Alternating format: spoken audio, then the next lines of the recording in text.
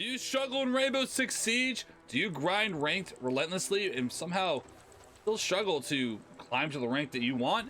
Well, today we're going to go over the 15 tips in Rainbow Six Siege that you're going to need to know if you want to improve as a player and rank up. We're going to be going through some operator specific tips, some movement, and some audio tips.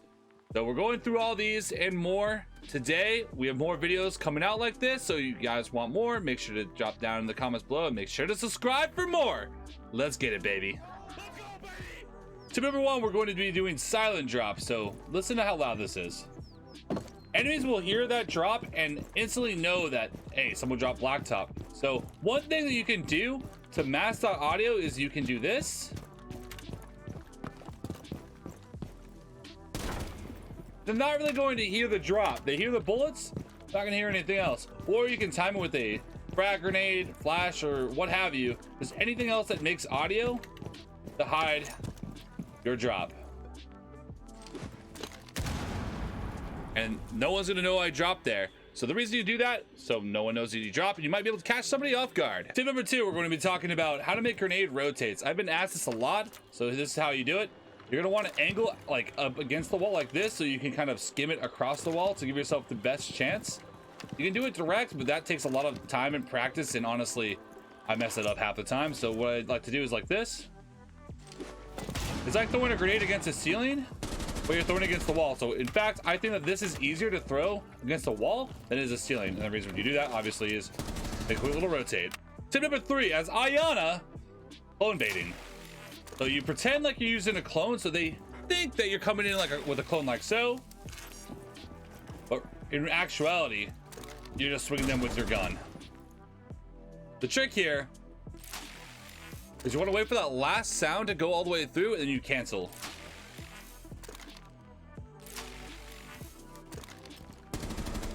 And then you swing.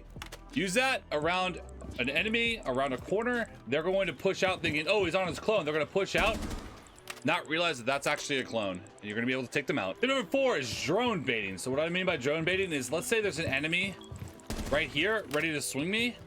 I'll throw a drone out like so.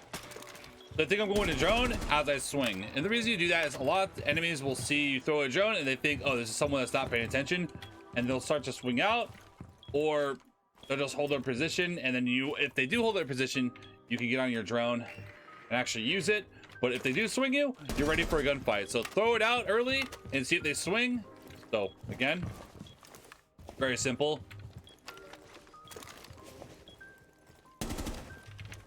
And then you're on your drone and you can actually drone it out. So tip number five as Azami is the Azami Run Out. So the reason for doing this is, yes, you can impact the door, but it makes a lot of sound and a lot of audio. And I mean, here's the audio. Let's do it to this window. So you, very obvious that someone is messing with that window or door and clearly going to do a run out. So the reason why I do this is to mask the audio, and just, I'm already full sprint out the door as it's getting open. Now watch. It is probably the fastest way of doing a run out in Rainbow Six Siege other than a Rooney, but with Azami, you can get your gun up a little bit faster. Tip number six is a little simple, but a lot of newer players do not do this. If you have a high caliber gun like Azami with a Deagle, don't be afraid to make random kill holes like this. Let's say we're holding kitchen, or hell, even if we're holding up top, I make kill holes like this. So roamers or anyone else can use these to try to hold back the attackers, giving us more angles and slowing down the attackers. Because as an attacker, I'm gonna drone this way, I'm gonna see a bunch of kill holes. I'm gonna be a little bit nervous about pushing this way, because I know that any defender can peek their head and take a firefight with me. Tip number seven is one of the reasons why Azami is one of the strongest defenders in the game. Holding garage rafters like so, put them like here, another one right here. The reason why I want to make them standing and not crouch, a lot of people like these crouch. I want to be able to stand up behind it, so I can have a standing angle as well as a crouched angle, so I can stand or crouch, and I'm able to move around quickly between both. If it's crouch, I'm not going to be able to move quickly between angles and potentially have to deal with grenades from the door or from the breach. It's an extremely strong position for Azami, so definitely having these. Now sometimes I'll put one right here just to protect from the holes that are going to be here for line of sight, to hold con, so So if I want to hold on angle like so, I'll be good with my back fully defended. Tip number 8, a variation to my Kool-Aid Man shot with impacts. This is how you do it with runouts. So impacting like dead on and taking somebody out. You do it like that, real quick and simple. You can do them inside for quick rotations as well. Very simple. Center of mass, boom, right through it. You don't have to crouch through it. You just full on sprint and you can maneuver fairly quickly. The reason why you want to do that standing height is you want to be able to go through it as fast as possible to catch a potential attacker off guard. Tip number 9 is quick entries. So Zofia or Ash, shoot the corner of the door while you're next to it. No damage and you're through full speed. The reason for doing this is to get quick intel with a drone and then be able to act on it very fast. Having full control of that area while also being completely aware what's happening in this area. Tip number 10, I call this the Kapkan bamboozle. I'll put one Kapkan trap on the side that's very easy for them to spot, so they'll most likely shoot it off and they'll hit the other two that will actually down the person. So from the outside, most people are going to shoot that first one. They're going to peek over like this. They're going to shoot that and they're going to walk inside thinking there was only one, and they're going to hit those two and instantly go down. Tip number 11 is how to effectively hold vert. So I will have a drone set up like this. After I drone out penthouse and theater, I'm gonna have a drone set up with a 90 and I'll be able to work the vert no problem. So here I'm not necessarily trying to kill anyone, I'm just trying to pressure defenders into situations that are unfavorable for them. If I can't get somebody, obviously I'll try to kill them, but if I can't, that's okay too. So working the vert like so, be cautious, be mobile, move around, go for the points of contention that defenders are most likely going to be at. Like for kitchen, it would be that corner as well as that rotate, and for the kegs area, it's going to be these back corners or near the rotate. So pushing the defenders out into the hallways, that's going to cause people to come flank you. If they shoot this camera after you work the vert, you're going to be worried less about the vert and more about your flank.